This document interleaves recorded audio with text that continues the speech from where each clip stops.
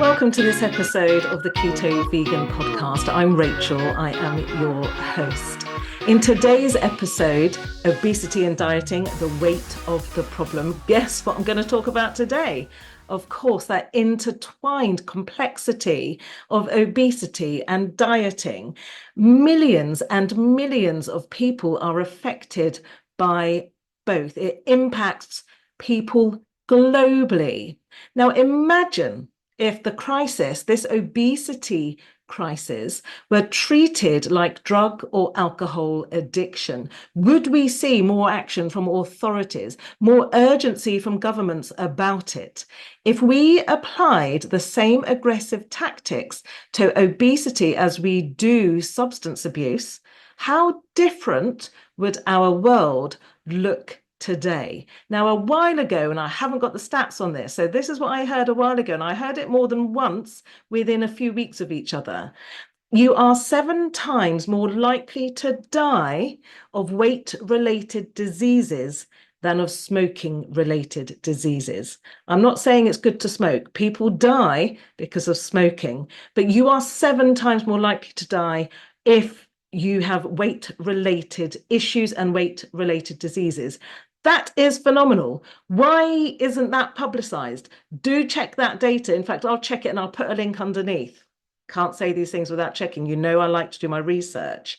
Okay, so the state of obesity worldwide. In 2022 to 2023, 64% of adults in England were overweight. And 1 in 8 people globally now live with obesity. Adolescent obesity is growing as well, and it's actually quadrupled since 1990. Obesity is complex. It's not just issues of overeating, but it is actually a multifaceted chronic disease that involves a lifestyle, it involves environment, it involves poverty even, and maybe even genetics. Now, UPFs, ultra-processed foods, and the marketing around those do not help at all. There's aggressive marketing associated with UPFs, and it especially affects children in the UK. So why aren't governments doing more? The WHO, the World Health Organization, has this acceleration plan that was adopted in 2022 as a step in the right direction. But is it enough? How many countries are actually following this? So 31 governments have taken action and others are lagging behind. Why is that? We need, do we not, more aggressive public health campaigns around this and tighter regulations on food marketing, especially to children. Dieting, then, this struggle that so many of us have. And if you are listening to my podcast, I'd imagine at some point you have dieted. You are possibly a vegan, possibly keto. Why are you keto? Most people are keto because of weight reasons. That's why I am keto. But I do know some people that are keto because of mental health issues.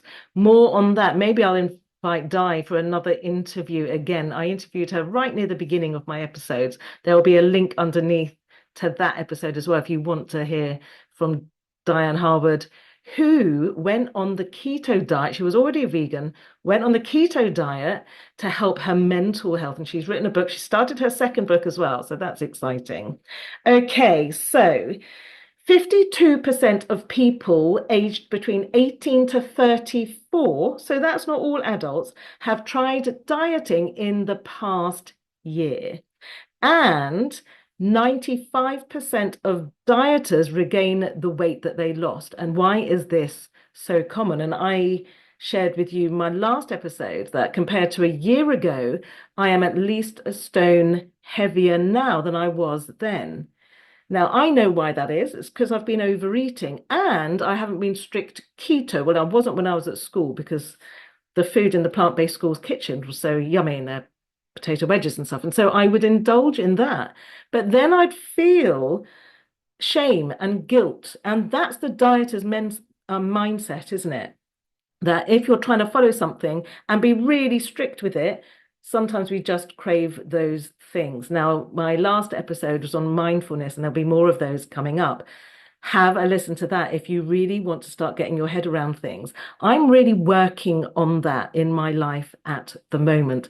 I'm not successful every single day, but it's getting better and better. The more mindful I am, and the more I set an intention at the start of the day, the better it is. So, why do most diets fail? Because restrictive diets often lead to, as I've said, overeating the very foods that we're wanting to avoid.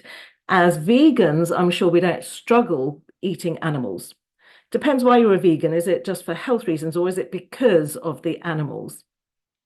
So calorie fluctuations as well, increased appetite and decreased calorie burn set people up for failure. With the keto diet, it's great, isn't it? It's high in fat, low in carbs. So it feels so indulgent. It doesn't feel like you are dieting. Well, it certainly doesn't when I'm doing it, because that richness of those foods is it feels indulgent. And I don't think of keto as dieting. It does suit my body. And when I'm intermittent fasting, then I do lose weight with it. So, statistic here, for every kilogram of weight lost, the body reduces its calorie burn by 20 calories a day, but increases appetite by 100 calories a day. This is what the research has found. And this is an evolutionary survival mechanism working against weight loss. What a bugger. Oh my God. So, people that really restrict those calories, all they're going to want to do, they're going to feel hungrier and just want to eat because we have not evolved from the days when we were having to hunt and gather. So we haven't evolved from then. Back to obesity and the psychological impact of obesity on people. 82% of people with obesity blame themselves. I certainly did. I knew I was in a really difficult place. I was unhappy. I was an emotional eater. But the problem isn't always down to individual choices.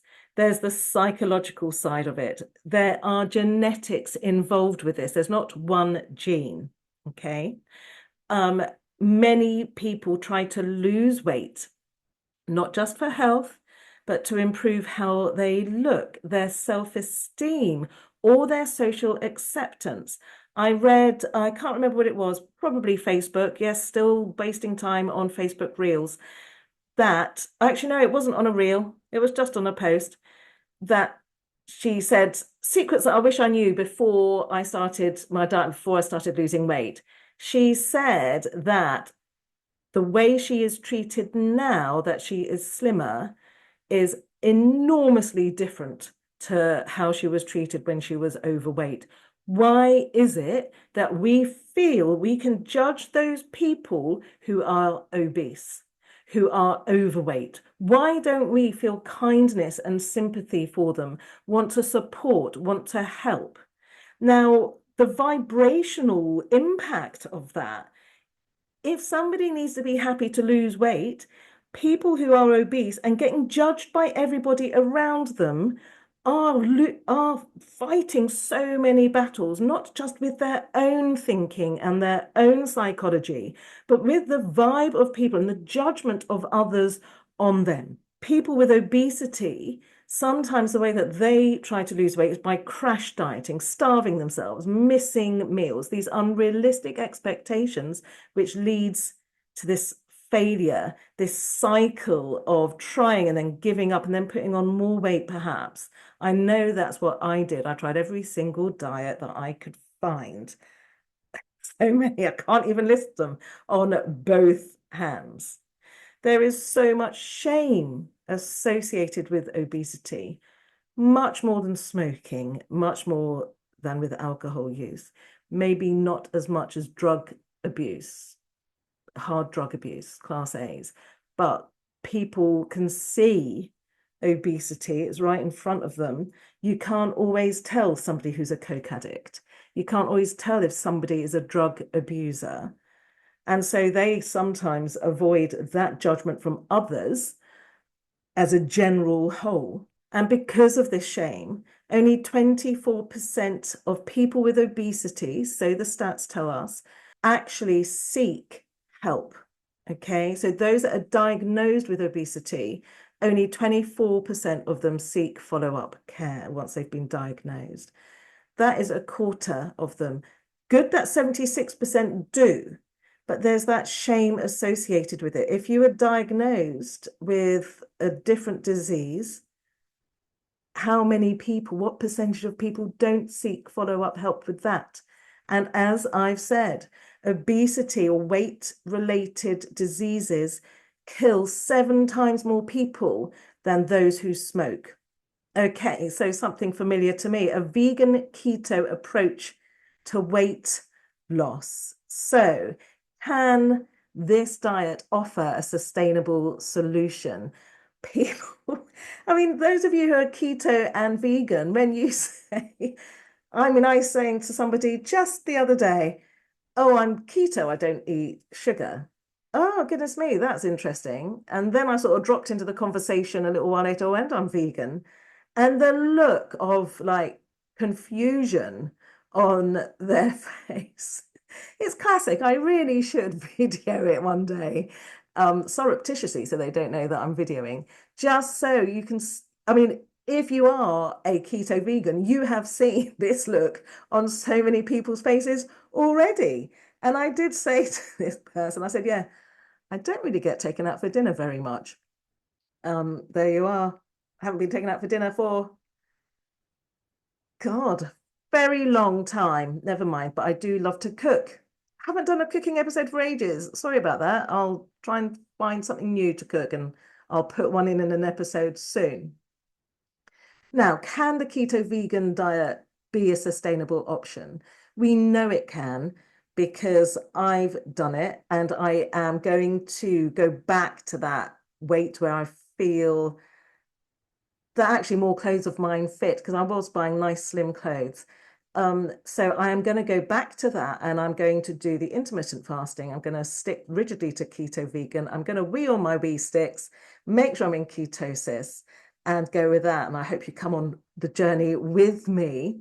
Okay, so we know with the keto diet that the body burns fat for fuel, not glucose. So why does the body go to fat second? Because when we eat carbs, when people eat carbs or sugar, the body burns glucose first and has to get through all the glucose. I don't know why. A scientist would be able to tell you. The body burns the glucose and the sugar first before it goes to burning fat. So get rid of the sugar going in your body and your body will just burn fat first. So that's the fabulous thing about the keto diet. Vegan diet, why is the plant-based part really good? Okay, environment, it's sustainable for our planet. It's not causing harm. It's cruelty-free. It's not causing harm to animals. No animal wants to give up its life because they want me to eat its flesh. And the same to every single animal on the planet. No fish, no animal wants to be murdered so that we can eat its flesh. Okay, so, are you putting your head in the sand about that? If you are still eating meat, why is that? Why are you doing that? And then when I ask that to people, they say, well, I like the taste of it. I don't think that's a really good enough excuse. I don't think that's a good enough excuse at all. Let's think deeper than that. We are better than that. You are better than that. So, okay, the difficulty with keto vegan is the protein levels in the plant options. We do have to go processed foods, but most of these companies that are making these protein replacements aren't ultra processing them. We can read the ingredients on the label and we understand what each ingredient is. The company that I'm most impressed with is Planted. I must get hold of them actually and see if we can collaborate a little bit. Anyway, I haven't done. So I'm not getting sponsored by promoting Planted. So do have a look at your ingredients. We do want a lot of protein in our diet, but we also, a lot of these plant-based protein alternatives are actually pretty healthy as well because they're very low in fat too. So you do need to add your fat to that. So oils and avocados. I love my Heinz vegan mayonnaise. Gutted the other day, went to Sainsbury's and they were offering it on half price. It had all gone. I was cross, but then I realized, all the vegan stuff had gone. Is that because they didn't get enough in, or is that because there's so many vegans now? Wouldn't that be fabulous? So following the keto vegan diet, it can be so healthy. It can promote weight loss. I was chatting to my gardener. I had massive hedges that I needed to get rid of. I couldn't do it myself, so I got gardeners in. And she was saying that she's almost nearly there at vegan. And I said, yeah, because I said I was vegan. I didn't want any birds disturbed. So not all the hedge did go because there were birds, loads and loads of birds in the top of it. And then I said, oh, I'm keto too. She said, goodness me, you look really good on it. Oh, thank you. So it is sustainable. It's not like the traditional diets when you starve yourself.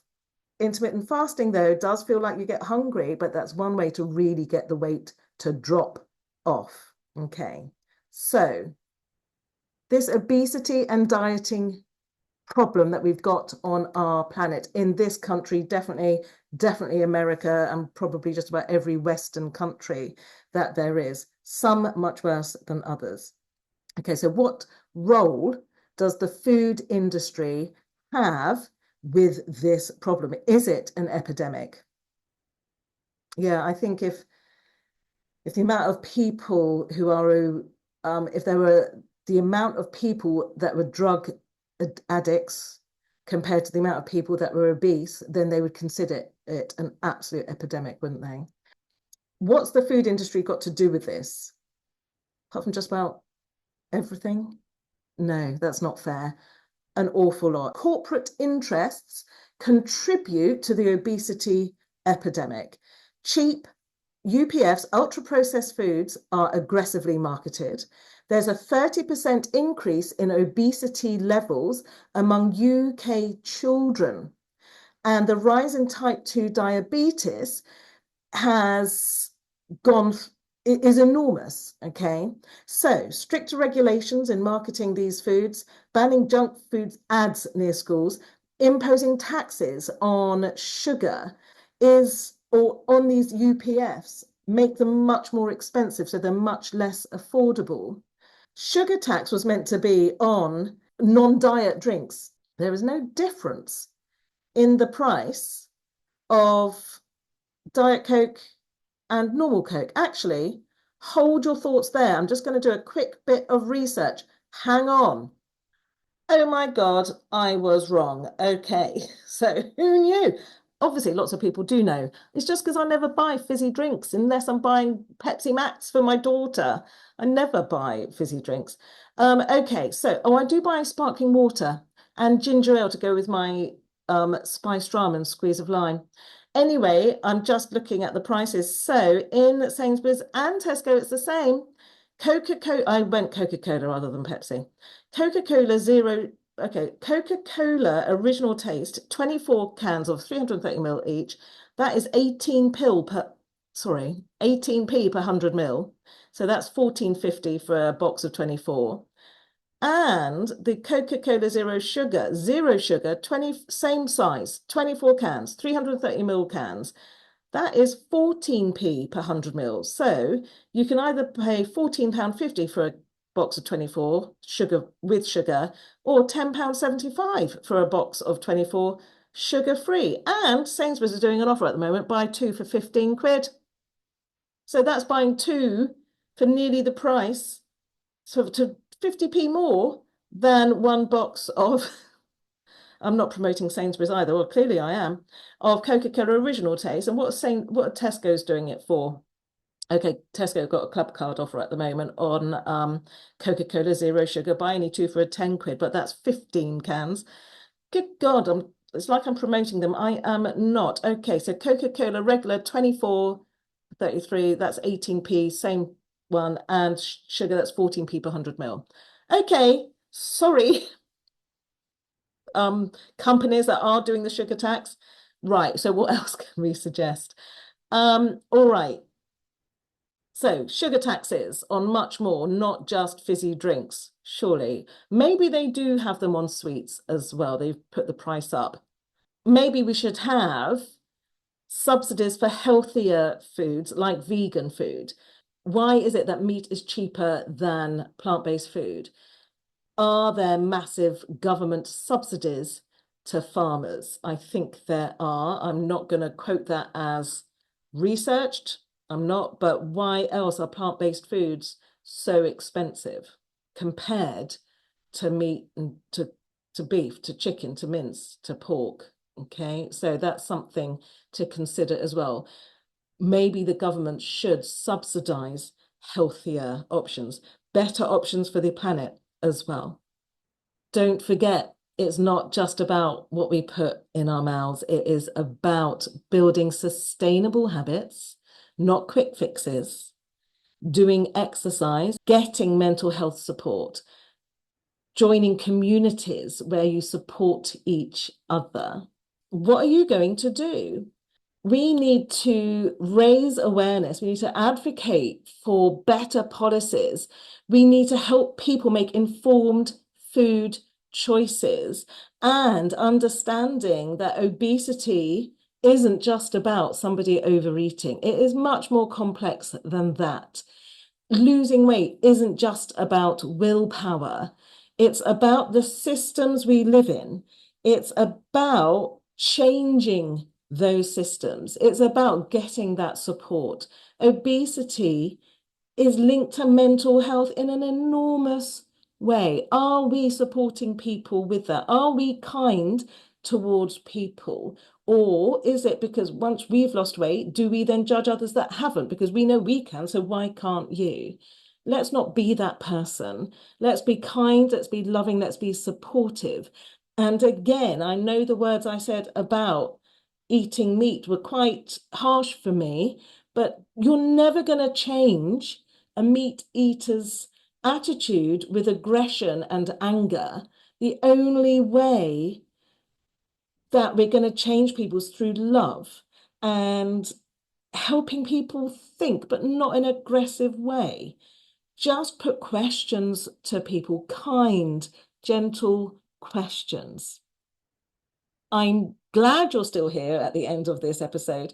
I really hoped you found it helpful. If you did, please leave me a comment, do subscribe or hit follow and share this with your friends. There will be more food episodes coming up.